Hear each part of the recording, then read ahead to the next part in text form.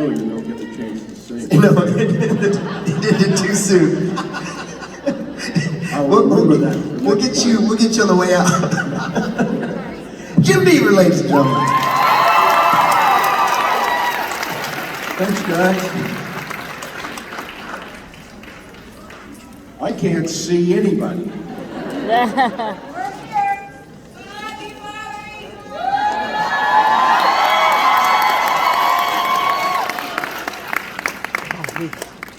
Well, now that Misha is gone, this concludes the entertaining portion of the day.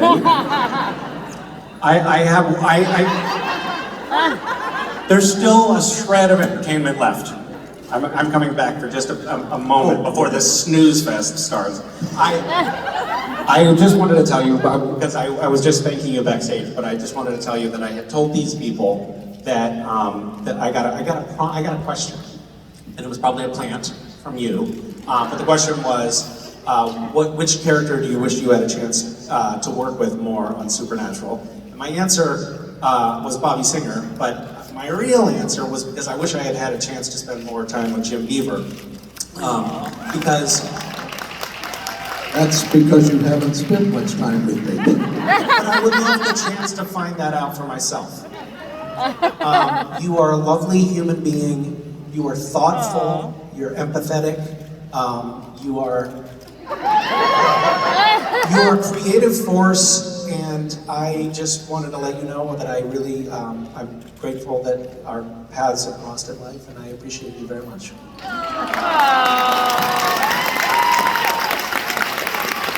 Are you seeing anybody? It's not exclusive. But Thanks, man.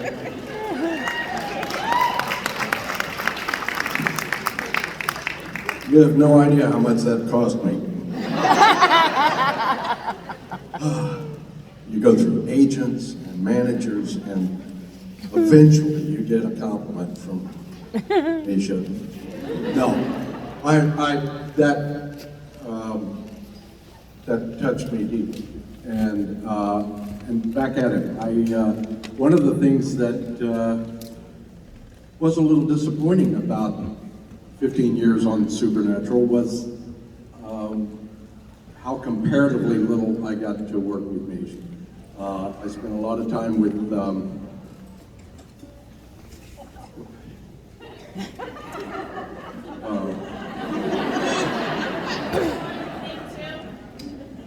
it'll come to me. But not nearly enough with this angel of a human being.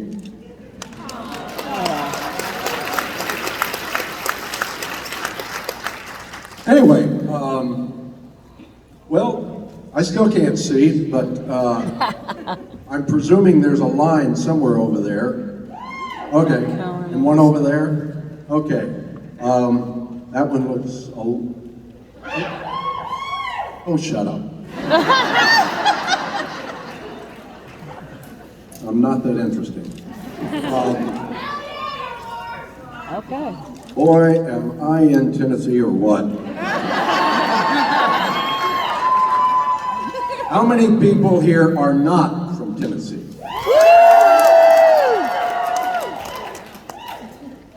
How many people here are happy?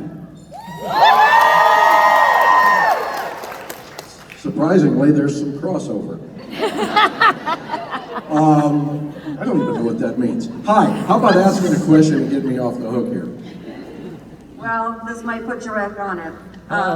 It's hard to follow Misha, as you know. So I read your book. I am a solo parent as well. I lost my husband when our son was 3. I'm sorry. There are many parallels in our stories that I can very much appreciate what you went through, and I'm very grateful to you for you sharing it. It was great. So my question to you is, because I don't get this enough, can you please share a story about your late wife that you tell your daughter to tell her about her mother? Oh, man. You're gonna get me. Thank you for that question. And I'm sorry we get to be in the same club. She asked if I could tell a story about my late wife Cecily that I tell my daughter, so she will know about her mother.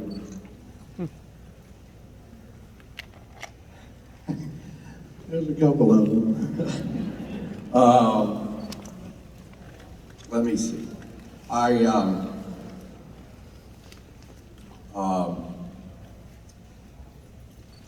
wife Cecily was a terrific actress and casting director and a very, very funny person. and very smart. And unfortunately, we lost her when my daughter was 2, so she doesn't really remember her.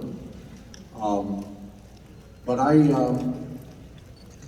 always like to tell her about the night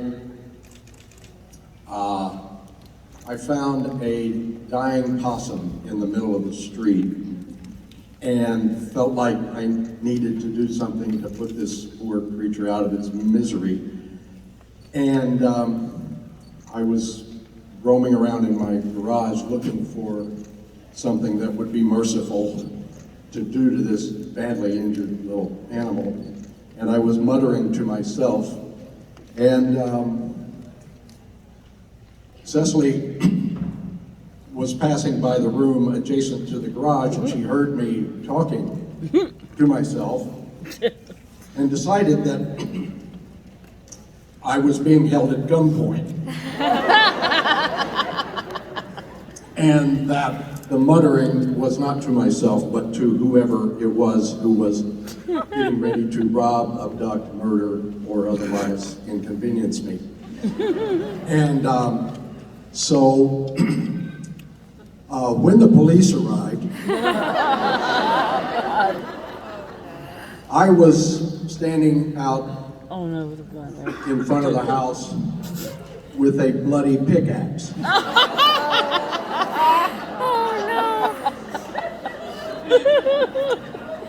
And just as they pulled out, Cecily came running out of the house with a butcher knife. I did not know why the police were there, but I said, "Cecily, drop the knife." It took a certain amount of explaining to the police because they thought surely somebody who walked on 2 legs was the source of the blood.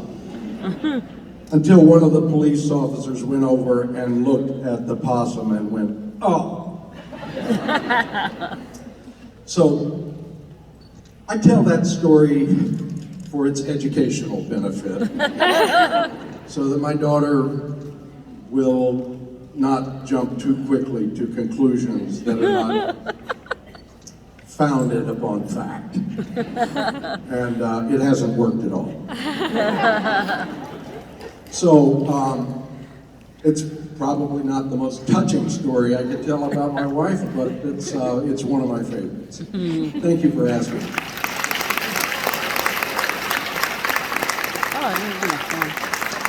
That was the short version. Hi. Hi, nice to meet you. My name is Kate. Mine's not.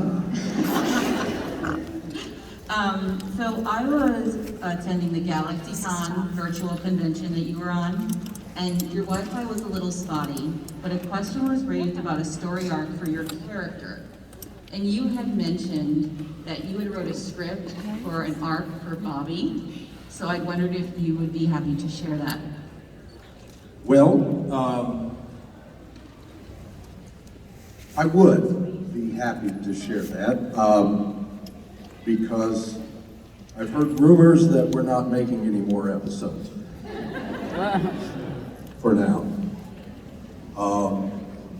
Yeah, I was somewhere around the beginning of season 7, I think. I started out in the business writing for television. It's where I got my first big break. And but I was not terribly interested in writing for other people's shows, even the one I was on. But after 6, 7 seasons, I thought, I know this character pretty well. I bet I can write a an episode and live happily forever on the royalties. And I started writing an episode.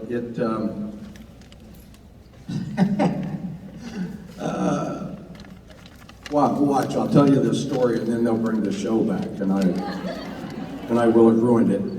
No, the episode started with Bobby and Jody in bed.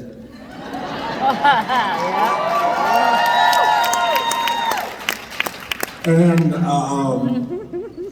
at Bobby's house, and there's a knock on the door, and Bobby gets up in all his svelte beauty and throws something on and goes to the front door, opens the front door, and there in full uniform is Jody saying, "Bobby, you gotta help me." Oh! And almost the entire episode took place in and around Bobby's house. And I had gotten about a third of the way through the script when I got a copy of my next script for the show in which they burned down Bobby's house. And I thought, okay, maybe I can fix this. But then a couple of weeks later, they called me up and told me they were burning down Bobby. And at that point, I kind of threw it up in the air and never finished it. So, but it was going to be the best episode of the entire series. So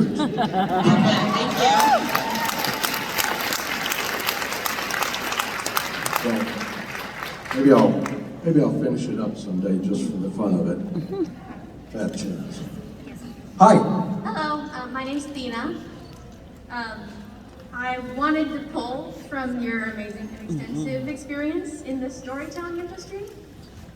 How have you seen social media change the storytelling experience, both from the storyteller perspective and the reactions you've seen from the audience? Seems like there's a mix of good and bad impact on how we experience the story and tell it. That's a very interesting question. If I understand it correctly, I would say that social media has had a large impact on the creative process because it used to be that we wrote and directed and produced and acted in episodes that aired 6-7 weeks later, and then maybe we got letters from people, or maybe a review in the trade papers or something. And that was about all we heard about it. And then with Twitter and Facebook and Instagram and my new favorite, MySpace, I like it because there's nobody there. We get instant feedback. And I mean almost at the same time a show is airing. You start hearing back from people who aren't crazy about the direction this episode is going, and or who are wildly crazy about it, or who are guessing completely wrong about what's going to happen in the next act. And I think that knowing how quickly we can get a response probably in some fundamental way alters the creative process in that there's almost no separation between the viewer and the creators. And that's kind of a new world. We don't. I guess in the old days you could write a show or you could be on a show and it could air, and maybe you never found out how anybody felt about it. other than the ratings stayed good or the ratings tanked. But now, we know how every single one of you feels about it. And I can't imagine that it doesn't impact the creation of the show. I mean, for example, Supernatural being a pretty good example. Without social media, I doubt seriously that we would have had episodes like the one where the school puts on the Supernatural musical. Because we'd have been so far down the line before we ever heard from you guys, that the idea probably would not have come to the creators freshly.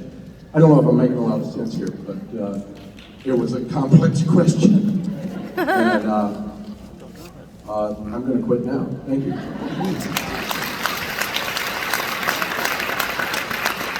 Hi.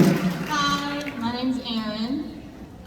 I was wondering throughout all the years of Supernatural, do you have like an all-time favorite moment or memory, like on set or off set with cast members?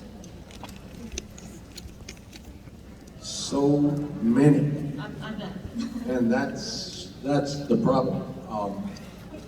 I had so much fun. I had so many great scenes. I've told a lot of interviewers this, and they usually kind of raise an eyebrow, but as an actor, I mean, this was a show that was nowhere on my radar before I got hired to do it. I didn't know anything except two hunky guys chasing babies. And that was not my particular joy point. And I was shocked to discover that some of the greatest dramatic scenes I've ever had in my career were on Supernatural. And some of the most artistically fulfilling stuff I ever did was on the show. So it makes it hard to pick something, but I could go to my normal go-to joke and say, kissing Jody. It's not much of a joke. That was great.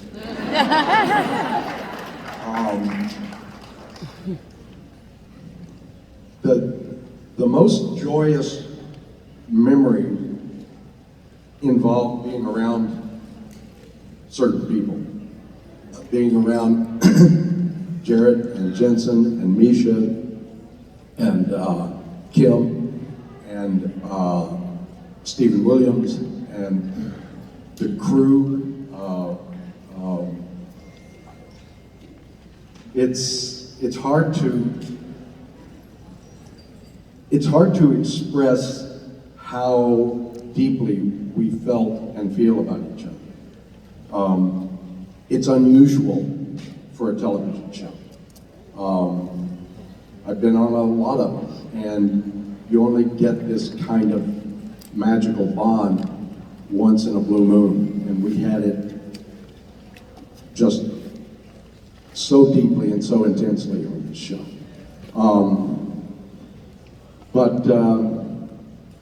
But that said, I probably kissing Jody.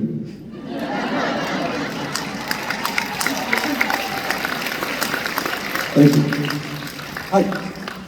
Hello, Mr. Beaver. My name is Eric. I just want to say I have high respect for you. You'll get over that. Doubtful, but I appreciate it.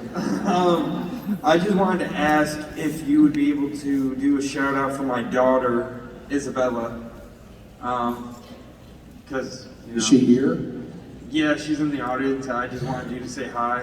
And Isabella, where are you? She's a baby. Well, then she won't know if I do or don't. I can say it happened, and it'll be true. You can say anything now. I just want to say thank you, Mr. Beaver. You're an inspiration on the show, and I really appreciate all that you do. Thank you. That's very kind. Isabella.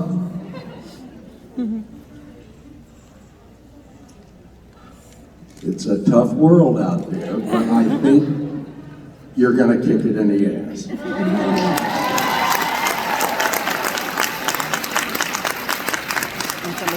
tape's gonna be amazing. You may not be allowed to say that for a few more years, but, yeah. No. Welcome to the world, Isabella. It's a kind of cool place.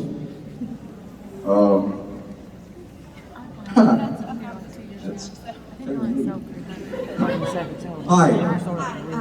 My question is, in all of your career, if Oh, you had to man. give everything you've earned in your career up for one thing, what would it be and why? If I had to give everything I've earned in my career up in trade for one thing,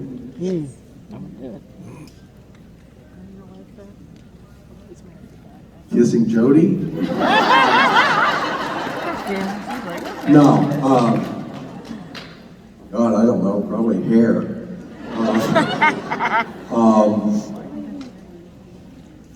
Oh God, what kind of question is that? I would, I'd give it all up to know that my daughter has a healthy, happy, and fulfilling life all ahead of her.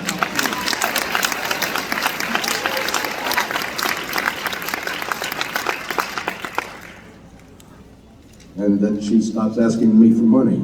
Of course, if I gave it all up, she'd have to stop asking, wouldn't she? Yeah. So win-win for her. Yeah, if that wasn't too maudlin. Thank you. Hello. Hello, Jim. My name's Beaver, locally, first convention from Nashville. Just wondering, in your everyday life, do you ever call anybody an idiot? I know I do. I get paid for that task. No. Wow. Only when, only in a situation like this, you know, when I'm in a room full of idiots.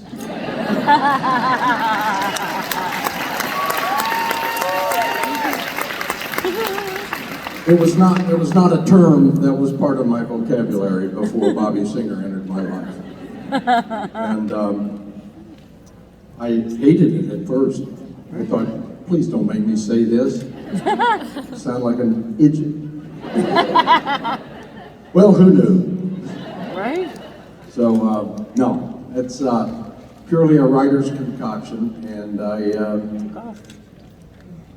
tend not to say it unless I'm seriously making a point to people who understand what I'm talking about. Thank you. Hello. Hi, I'm Kathy. I'm from Boston. Nice to meet you. Awesome. My question is, we all know that Bobby was a defining father figure for Sam and Dean. So, my question is, who is your favorite son and why is it Garth?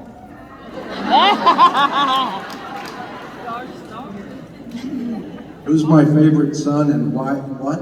Why is it Garth? Why is it Garth?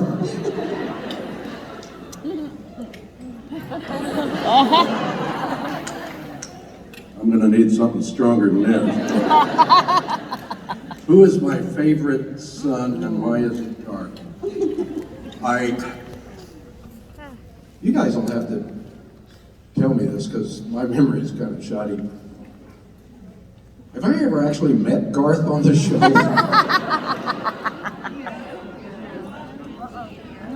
What's that? You're a ghost. I talked to him on the phone, but that doesn't count. You were a ghost in that one episode. I don't think we ever had scenes together. So, that hardly makes him my favorite, does it?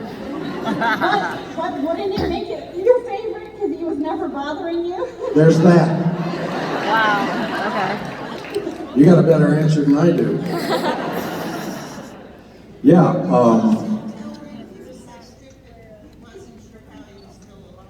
Oh yeah. Oh no.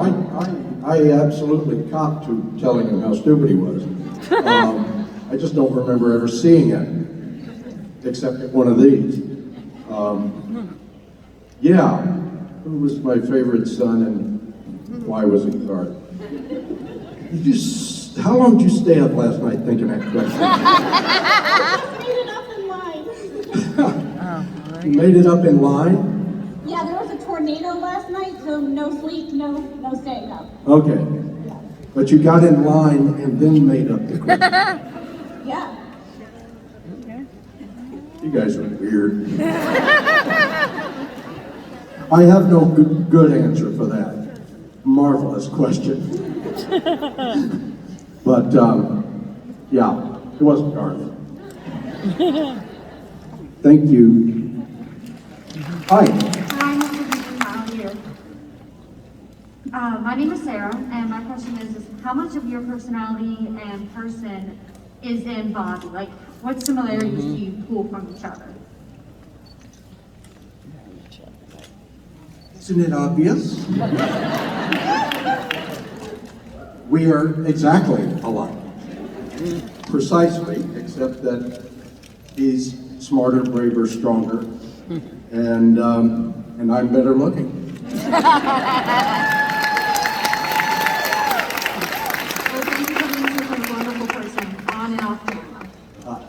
Well, thank you. Thank you.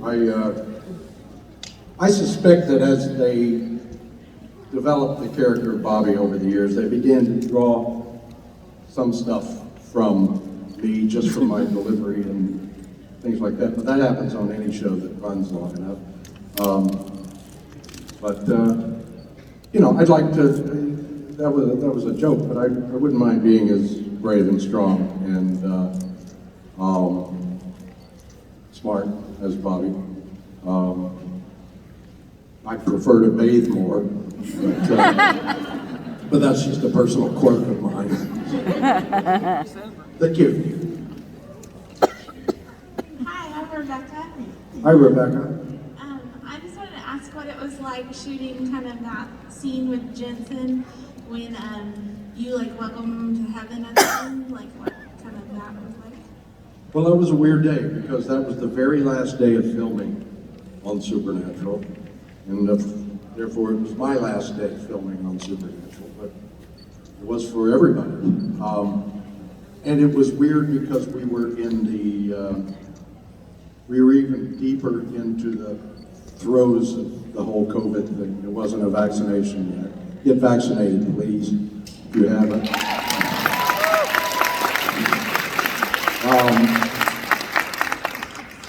So we were really being careful around each other, and yet it was our last day, and we all wanted to hug and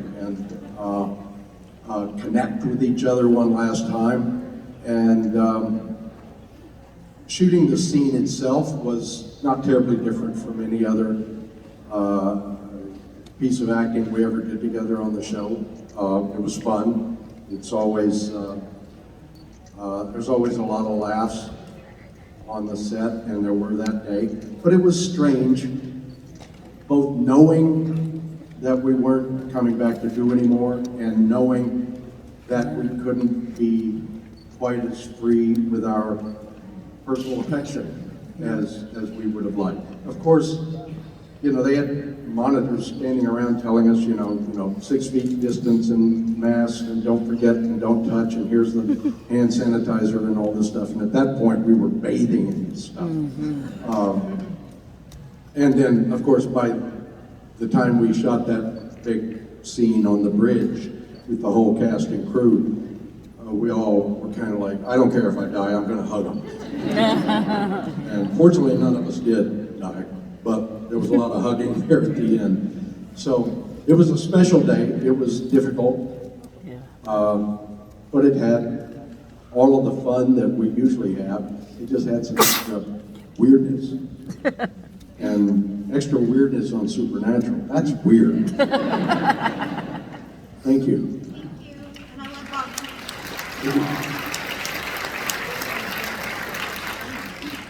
Hi Jim, my name's Leanne, and my family and I drove here from Tampa, Florida. It was quite a haul. Holy cow. Yes. My question to you is, you played major characters on 2 of my favorite TV shows. One, of course, Supernatural, and the other, Justified. Would you compare for me working with Timothy Oliphant and Justified and the cast and crew there to working with Jensen and Jared on Supernatural? Wow, okay. Well, I worked with Tim Oliphant on Justified as well as on Deadwood before that, and I'm a huge fan of the man. He's smart and very talented, far more talented than he believes, and he's one of the funniest people I've ever met. So you've got smart, talented, and funny, and then you got Jared Jensen.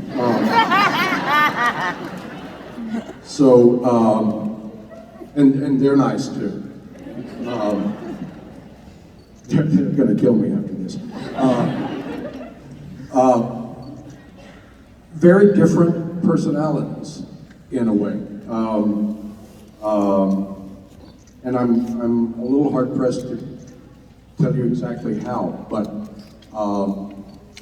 I think because Tim Oliphant was also one of the producers on Justified, I saw him in a different light a lot of the time because he was wearing more than one hat on the show and was responsible for a lot more than just his performance.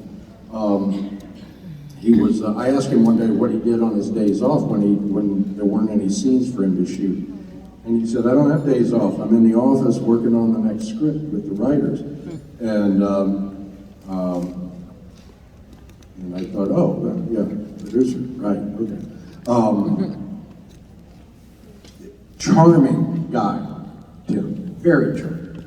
And so are Jared and Jensen in their unique ways. No, that's not a joke. I just mean they're all very distinct, but they're all very charming men, and I enjoy being around them all.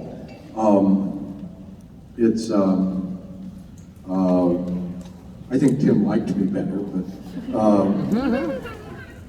no, that's not true. Nobody liked me, except you guys. It's three great people to work with. That's what it boils down to. Three really great people to work with. And a lot of fun, a lot of laughs, no matter which one of them you're around. Thank you.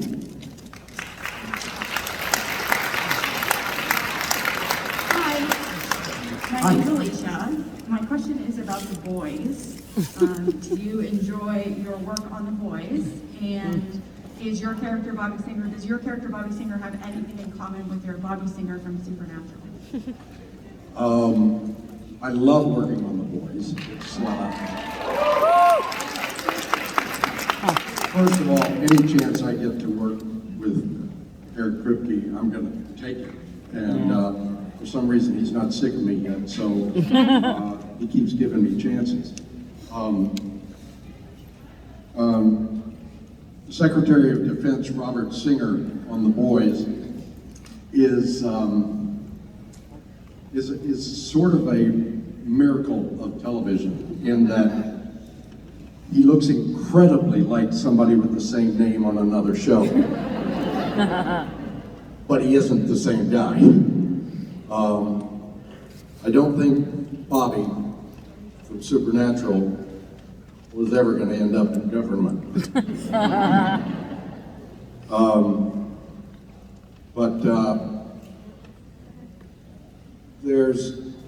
I don't know, in Kripke's mind, there may be connections beyond just the similarity of the name. But he hasn't let me know what those similarities or connections are yet. But I will say this, there's big stuff coming for Secretary of Defense Robert Singer.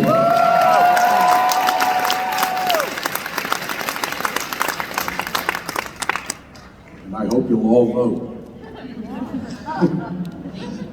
Thank you. Hi, Dan. Hi. Just like the last one, I came from Florida as well, just to be here for y'all. So I really want to know, how did it feel to go vengeful on Dick Roman? I'm going to repeat the question.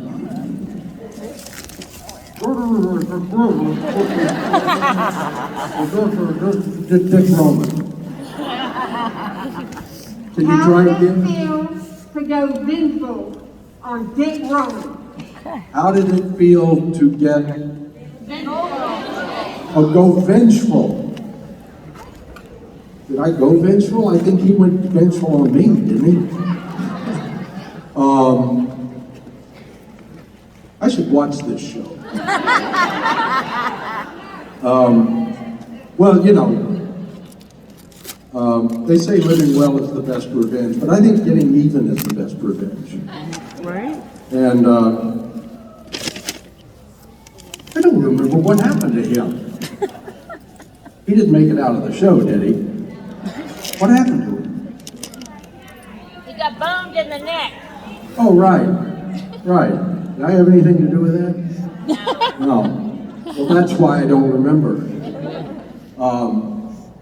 Well, it's always nice to get even with the guy who killed you.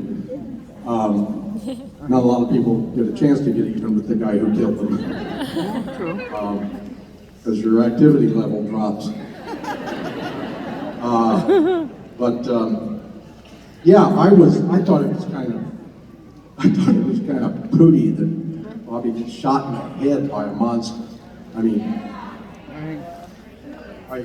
on the other hand, at least I didn't have to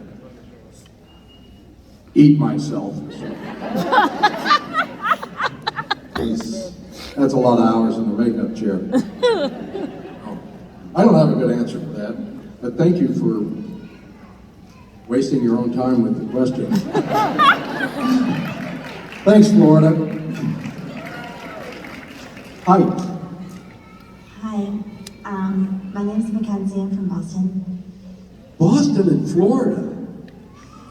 You guys are desperate for a good time, aren't you? I was wondering if you have, like, after the show, if you kind of took any of Bobby's, like, mannerisms or, like, things he said and kind of, like, find yourself accidentally saying them in everyday life.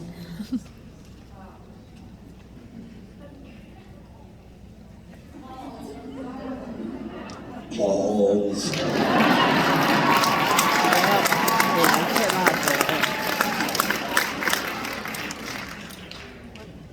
Not really, but there are, I mean, after 15 years, there are a lot of things about Bobby and me that are hard to untangle. I'm not conscious of anything, but I do know that, and it may not have anything to do with the show, it may just have to do with the fact that I'm 16 years older now, but I do believe I'm crankier. And that might be a little bit of Bobby. Or it might just be I'm 16 years older. Yeah, I don't know. It's, I'll have to think about that one. I'll get back to you next week. Thank you. Safe travels back to Boston. Hi. Hi, Jim. How are you? My name's Kim. I'm from North Carolina. And first I want to say I enjoyed you on Supernatural as Bobby. And I think you're just as much important to the show as the boys were and everybody else. And I also want to say I was very sad to see them kill you off as the first Bobby, but very excited to see them bring you back as alternate Bobby. Yeah, so awesome. my question is, did you ever forget your role between the Bobbies, from being knowing the boys to not knowing the boys? You know they write these things down. It's like a script, and I say the words that are written there. And if you actually say the words that are written in the script, it becomes very difficult to suddenly think you're a different character. So not really. It was a little weird switching to alternate Bobby because he didn't know the boys. He didn't have a relationship with them. He didn't understand and love them the way regular Bobby did. He didn't have history of relationship and exasperation and all of that. So I wasn't as fond of playing alternate Bobby because a lot of what I loved about playing Bobby was absent. But it was better than being dead. As so many things are. So, but no, I don't think I ever got them mixed up because the writers didn't let me get them mixed up. So, by the way, before they throw me out of here, any of you guys watching Be Positive? Yeah. Okay. CBS Thursday nights, 9:30, 8:30 Central. I'm on it. So, and it's a lot of fun, and it's not remotely Bobby singer. I don't normally like to pitch my stuff, but I figure if I don't, who will? So, anyway, Thursday nights on CBS. Hi. Hi there, my name's Holly. I'm from Maryland because you haven't come to DC lately for the conventions, and we came down here to see you because you were a new one. I'll come if they ask me. Well, they shouldn't be asking for DC because you're our fan favorite. Quick question. In talking about your past roles, I was channel surfing the other day and came across the Third Rock from the Sun. My question for you is, what would Sam and Dean have done if they came across that group of crazy people? Oh, I like that even better than the Scooby-Doo idea.